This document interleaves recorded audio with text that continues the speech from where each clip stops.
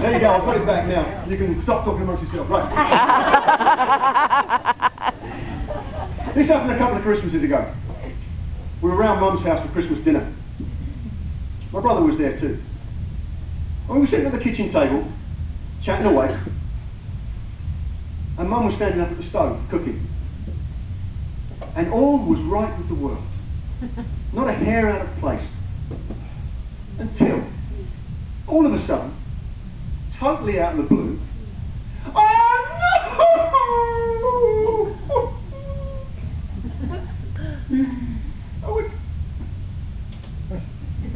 You alright, Mum? I've run out of seasoning. Why, this is a catastrophe. I've ruined Christmas. So I said, Mum, don't worry about it. I'll go out and get some. Just calm down. Oh, would you, dear? Bless your heart. So I grabbed my coat and I headed for the door. I just pulled the door open and she said, oh! Yeah, I've got a better idea. I think Jane next door has got some seasoning. Oh, darling.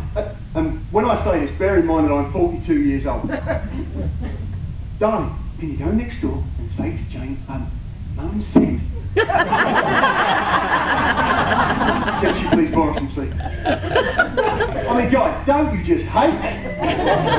I mean, we could be 70 years old, and our mothers would still talk to us like we were 10-year-olds. And you get really defensive, don't you? It's like, Mum, I'm 42 years old. I've known how to construct my own sentences. What's got time there?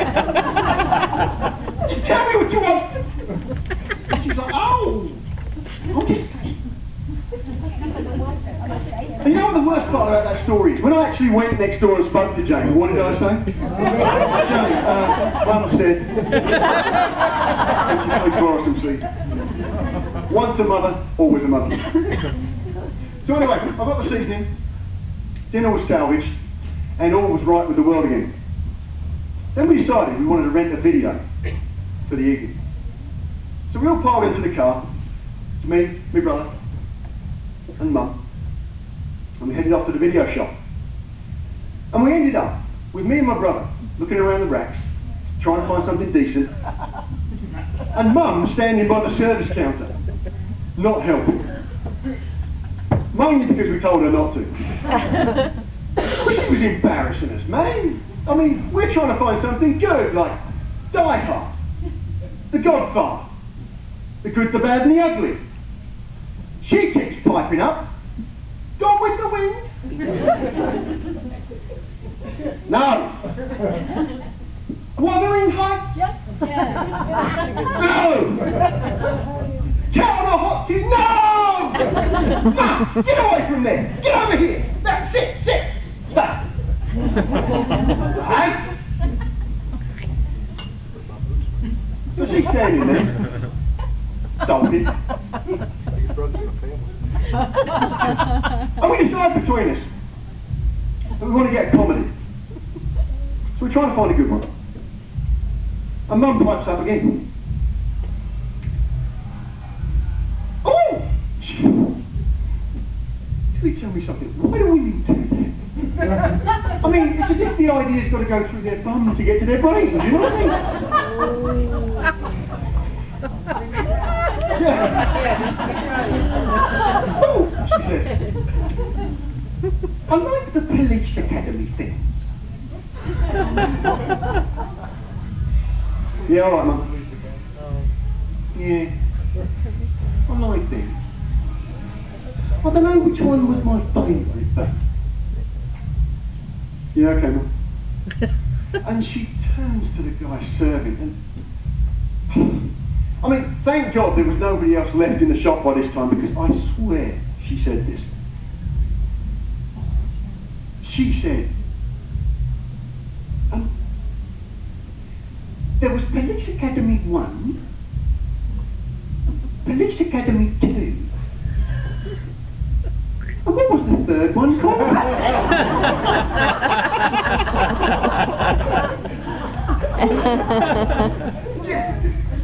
This guy looks up. Police Academy 3?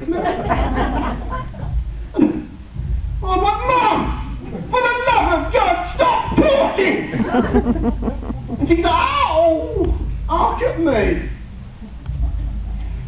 See, and that is what I'm talking about. I mean, she may have got it in the end, but for a minute there, her brain processed that as a logical question. Brain damage.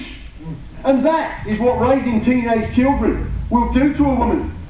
And that is why she needs Body for Life so badly, and why you lot need it more than we do.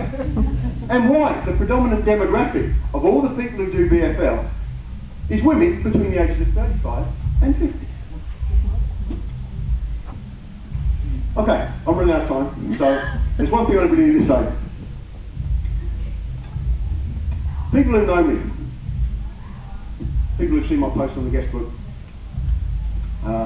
probably think I don't take my training very seriously, whereas that couldn't be further from the truth. But it wasn't always that way. I mean, when I first came into the BFL world, I must admit to pretty much using it, the guest book, as a playground. You know, somewhere to come and post my silly stories, chat with people on email, and generally have a good time. That all changed 2 years ago, when my man Chris Carey, over there, posted a video on his website from this event in 2005. And it was a video of a speech given by a wonderful young lady by the name of Julie Witt. Now, those of you who never knew Julie, all I can say is you really did miss something. Because despite suffering from physical frailties that nobody should ever have to endure, she still managed to become a VFL champion and to help those far more fortunate than her every day. And I remember watching that video and seeing this tiny, fragile woman, barely tall enough to see over the podium, her body trembling with determination and emotion, look everybody here in the eye and say, I refuse to give up. I refuse to go quietly. And some might say that Julie died shortly after that, so she lost the fight in the end. No one's ever going to make me believe that, because I had the privilege of talking to Julie a couple of days before she went in for that final operation. And I'll tell you what, I've never seen anybody who was so totally at peace with themselves and the world as Julie was that day. Because she knew she couldn't lose. If the operation was successful, she'd wake up surrounded by friends and family, and she'd be able to breathe a little easier throughout the rest of her life. But if it wasn't successful, then the next thing she'd know, she'd be running through green fields with the wind in her hair, with no need for a respirator and no pain in her bones. Free forever.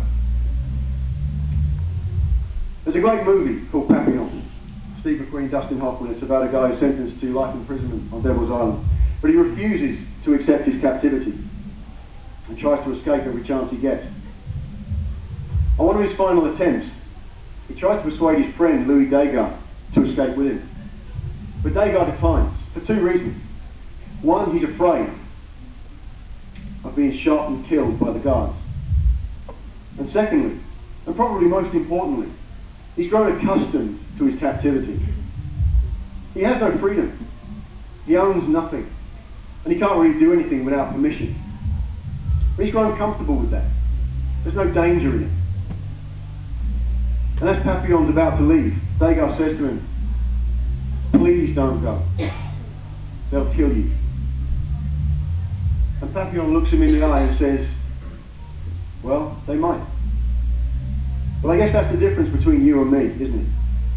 Me, they can kill. You, they own. And that is what Julie Witt taught me. But it doesn't matter how big your opponent is. It doesn't matter how many times he knocks you down. It doesn't even matter if he eventually knocks you down so hard that you can't get up. The only time you ever really lose is when you stop trying. And if I've got one serious thing to say to all of you this weekend, that will be it. It's your life. Don't let it own you. Because if you can find a way to own it, then all your dreams become possible. That's what I learned from Julie Witt. Alright, I better get out of here before Stephanie has me dragged off the stage. Thank you for listening to my drivel and for making this entire weekend such an unforgettable experience for me.